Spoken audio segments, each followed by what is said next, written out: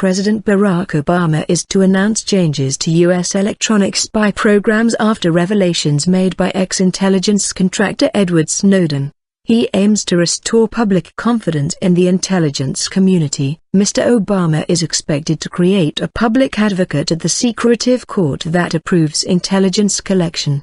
His proposals come hours after UK media reports that the US has collected and stored almost 200 million text messages per day across the globe. A national security agency, NSA, program extracted and stored data from the SMS messages to gather location information, contacts and financial data, according to The Guardian newspaper and Channel 4 News. The report is the latest in a series of revelations from files leaked by Mr. Snowden, a former NSA contractor charged in the US with espionage and currently a fugitive in Russia. The NSA told the BBC the program stored lawfully collected SMS data and any implication that collection was arbitrary and unconstrained is false. Up to Congress. Mr. Obama's speech on Friday at Department of Justice comes after a 5-person White House panel given the job of reviewing U.S. electronic spying programs in the wake of Mr. Snowden's disclosures presented their report in December. Among their recommendations was the creation of a public advocate position at the Foreign Intelligence Surveillance Court,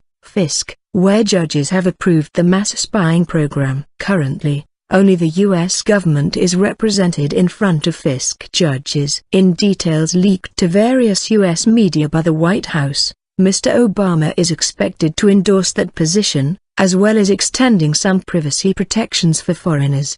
He is also expected to include increased oversight of how the U.S. monitors foreign leaders and to limit how long some data can be stored.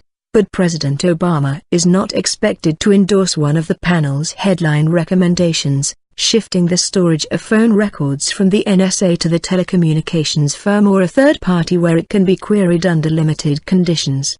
He is expected to leave the decision on whether that should be implemented to Congress. Civil rights and privacy groups were wary ahead of the speech. If Congress fails to act on this matter, as it has on other critical policy issues, President Obama will effectively be handing off a treasure trove of all our private data to succeeding presidents. Anthony Romero, the executive director of the American Civil Liberties Union, said in a statement. BBC North America editor Mark Mardell says the exposure of the NSA's program caused huge embarrassment to the U.S. government, not least the suggestion it was spying on the mobile phone conversations of friendly foreign leaders, such as Germany's Angela Merkel. Mr. Obama directed a review of the U.S. electronic spying programs in August as the leaks mounted, saying during the announcement that his initial assumptions about how the public would respond to the revelations had been undermined. On Thursday, White House spokesman Jay Carney said the president believed the government could make surveillance activities more transparent in order to give the public more confidence about the problems in the oversight of the programs. The White House also said Mr. Obama had briefed UK Prime Minister David Cameron on the review of NSA activities. The Guardian report describes an NSA program called Dishfire, which analyzes SMS messages to extract information including contacts from missed call alerts,